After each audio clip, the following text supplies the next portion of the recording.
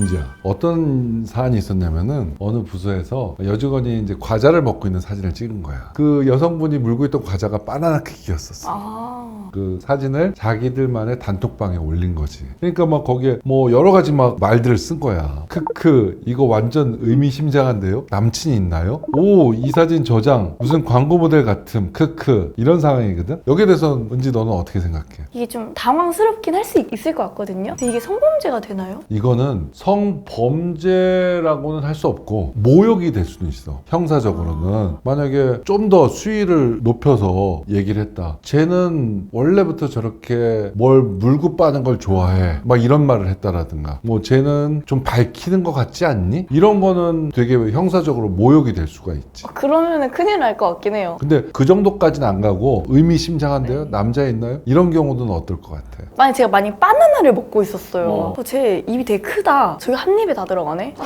바나나가 내 거였으면 좋겠다. 이러면 안 되겠지만. 그러면 만약에 부서에 있는 남직원들이 지네들끼리 단톡방 만들어 놓고 네네네. 은지 사진 올려놓고 이런 얘기를 하고 있었단 말이야. 은지 기분이 어떨 것 같아? 그러면 안 되죠. 기분 나쁘지? 네. 이건 100% 성희롱이야. 성희롱의 개념은 굉장히 넓어. 그리고 성희롱은 당한 사람이 중심이 되는 거거든. 그러니까 내가 정말로 아무 악의 없이 한 얘기도 상대방이 어떤 성적인 수치심을 느꼈다거나 기분이 나쁘면은 그건 성희롱이 될 수가 있어. 은지는 키도 굉장히 크고 얼굴도 예쁘고 몸매도 좋잖아. 내가 이 말을 한 것도 성희롱이 될 수가 있어. 어떤 은지의 이런 외모에 대해서 얘기를 한 거잖아. 네. 나는 아무 의도가 없어. 오히려 칭찬의 의도가 있었을 수도 있지. 은지가 왜 저 변호사가 왜 내 얼굴을 얘기하고 내 몸매를 얘기해? 기분이 나빠. 그럼 이것도 성희롱이 될 수가 있는 거야. 어떤 기사를 봤는데 여선생님과 이제 일반 학생이었는데 이 학생이 옛날에 이 선생님한테 선생님 너무 예뻐요. 오늘 예뻐요 라고 한 거예요. 이 선생님이 한 몇 주인가? 몇 달이 지났나? 생각해보니까 기분이 나빴대요. 신고를 한 거예요. 학생을 이제 성희롱으로. 뭐 몇 살 정도 된 아이가 그런 얘기를 했다는 거야? 초등학교 5학년인가? 그거를 만약에 8살짜리가 얘기했다. 그걸 성희롱이라고 보지는 않을 것 같아. 근데 그게 똑같은 워딩을 8살짜리가 했을 때, 13살짜리가 했을 때, 아니면 23살짜리가 했을 때 서로 다른 느낌인 거야. 그럼 만약에 이제 초등학생 그 친구 단톡방이 있어요. 거기에다가 우리 선생님 너무 이쁘지 않아 오늘? 이러고 사진을 올린 거예요.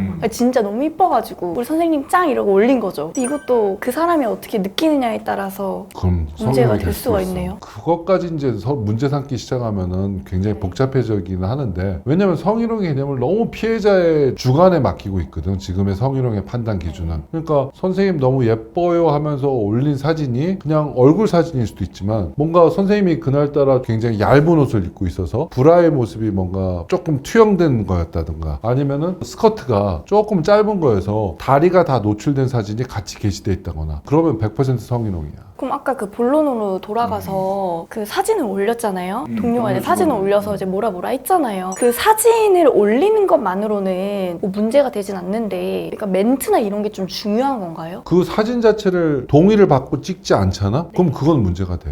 몇 년 전으로 가면은 그냥 전체 모습을 보는 거는 크게 문제 삼지 않았거든? 그 당시에는 다리를 강조한다거나 아니면 엉덩이를 강조한다거나 아니면 가슴을 강조하는 이런 강조하는 모습이 좀 들어갔을 때 동의받지 않고 찍은 거를 카메라 등 이용 촬영죄라고 구성을 했는데 최근에는 그냥 전체 사진 동의받지 않으면 되게 위험해. 왜냐면은 확대할 수 있는 기능이 있잖아. 전체 사진 찍어도 확대하면은 다리만 강조가 될 수도 있는 거고. 그럼 사진 올리는 것 자체로도 지금은 많이 위험한데 거기다 멘트까지 더 있으면은 멘트가 있으면은 그거는 성희롱이 될 확률이 되게 높아. 평가를 하잖아. 그러면 아무리 좋게 받은 평가여도 성희롱은 될 수가 있어. 너 예쁘다. 옷이 너하고 굉장히 잘 어울린다. 굉장히 화장이 잘 됐는데 이게 다 성희롱이 될 수가 있어. 성희롱의 개념을 놓고 보면은 사실 업무적인 거 외에는 서로 얘기하면 안 돼. 결국 관계의 문제야. 야, 내가 정말 열심히 한 달 동안 운동과 다이어트를 통해서 굉장히 슬림해졌어. 딱 나갔는데 아무도 얘기를 안 해줘. 그때 느낌이 어떨 것 같아? 그것도 좀 약간 실망스럽지 않나?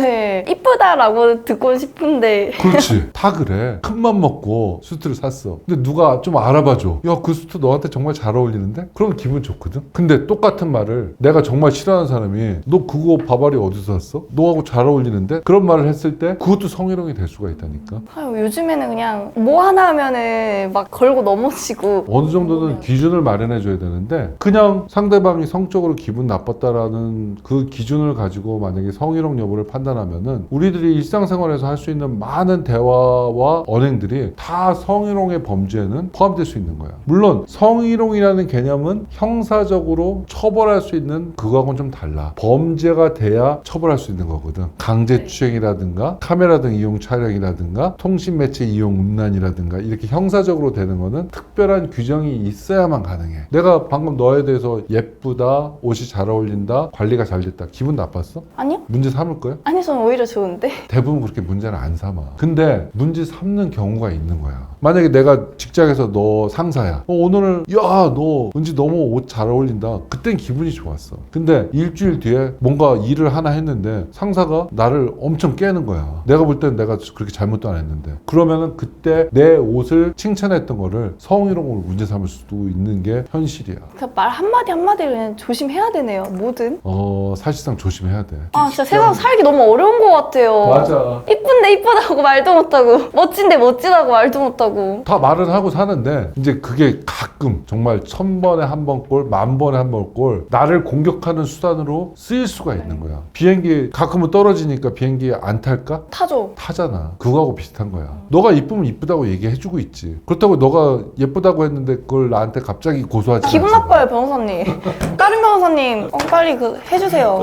기분 나빠요. 그럼 이제 나는 그런 말 하면 안 되는 거야. 그걸 우려한다면은 상대방의 외모에 대해서는 얘기하면 안 돼. 근데 증거 없으면 어차피 어렵죠? 그 증거는 완전히 별개의 문제야. 내가 그런 얘기를 했다는 거를 저 사람은 주장할 테고 나는 그걸 인정할 수도 있고 인정 안 할 수도 있거든. 그러면 그 말 했다는 것 자체를 입증하는 거는 별개의 문제야. 소송이라는 거는 진짜 있었던 일은 딱 하나밖에 없잖아. 근데 정말로 진짜 있었던 일을 주장함에도 불구하고 상대방은 그거를 인정할 수도 있고 인정 안 할 수도 있어. 그러면은 그거를 입증의 문제로 달라지는 거야. 사람들이 소송을 할 때 억울하냐 억울하지 않냐 그 개념으로 많이 바라본단 말이야. 난 널 때리지도 않았거든. 이렇게 때리는 신용만 했어. 너는 때렸다고 하고 변호사님 왜 때리세요? 녹음까지 돼 있어. 그리고 3명이 다 때리는 거 봤다고 해. 그러면은 소송은 때린 게 돼버려. 여기서 난 안 때렸다 주장하는 게 의미가 없어. 제가 여기 이제 흉터 하나 만들고. 흉터까지 만들면은 그건 빼도 못하는 상해가 돼버리는 거야. 진짜 악용하면 안 됩니다 여러분. 근데 이걸 경찰들이 다 밝혀줄 것 같아? 못 밝히죠. 밝힐 수가 없어. 너가 맞았다고 하고 녹음돼 있는데 아 소리 나고 오늘 끝나고 나서 네가 병원 가서 진단서 했는데 거기에 빨갛게 부어 올라가는 상처가 있고 같이 있던 네 친구들 3명이 다 때리는 거 봤다는데 경찰이 그걸 무슨 수로 밝혀? 그쵸. 못 밝혀. 이미 끝났죠. 소송이 그런 거야. 그래서 소송은 억울할 수가 있어. 당사자끼리 똑같이 얘기하는 사람은 거의 없어. 누군가 한 명은 기억을 잘못하고 있거나 거짓말을 하고 있는 경우가 대부분이라고 보면 돼. 그래서 억울한 상황이 안 되려고 최선을 다해야 되는 거야. 저는 진짜 사람들이 다 약간 진실성을 갖고 살았으면 좋겠어요. 좀 삭막하지? 많이 삭막해요. 너무 힘든 세상인 것 같아요. 그래서 나는 그 당시에 기분 안 나빴던 일들은 나중에 가서 기분 나빴다고 하는 거는 어떻게 좀 막아줬으면 좋겠어. 그건 저도 동의합니다, 진짜. 아니 일주일 전에 서로 얘기했던 거 아무 문제 없던 거 한 달 뒤에 혼났다고 해서 네. 성희롱 하는 거는 그건 좀 안 했으면 좋겠어. 그러니까 성희롱은 문제 삼을 수 있는 시간을 그것도 폐단이 있을 수 있겠지만 좀 제한된 시간에만 문제 삼을 수 있어야지 1년 뒤, 2년 뒤, 3년 뒤에도 다 문제 삼을 수 있는 거는 또 다른 폐단이 있는 것 같아. 그쵸. 진짜 이걸 너무 좀 악용하지 말고 조금이라도 진실되게 살면 얼마나 좋을까라는 생각을 하고 가끔 또 많이 억울하잖아요. 이렇게 살짝 스쳤다고 나 만졌네? 만지고 지나갔네? 이렇게 해서 억울하신 분들 되게 많을 거 아니에요. 만약에 정말 억울해 보이면은 좀 놔주시는 것도 좋은 방법일 것 같아요. 제가 여자지만 나는 지하철 탈 때 되게 공포스러워. 진짜 남자분들 이러고 가도 만졌다 그러잖아요. 팔꿈치로 만졌네? 뭐 이렇게 그럴 수도 있어. 팔꿈치로 가슴 만졌잖아. 어떻게 그 손 이러고 다녀야 되는 것도 아니고. 난 정말 이러고 다녀. 난 이쪽으로서 만지셨, 저 건드셨잖아요. 그렇게까지 할 수 없는 거고.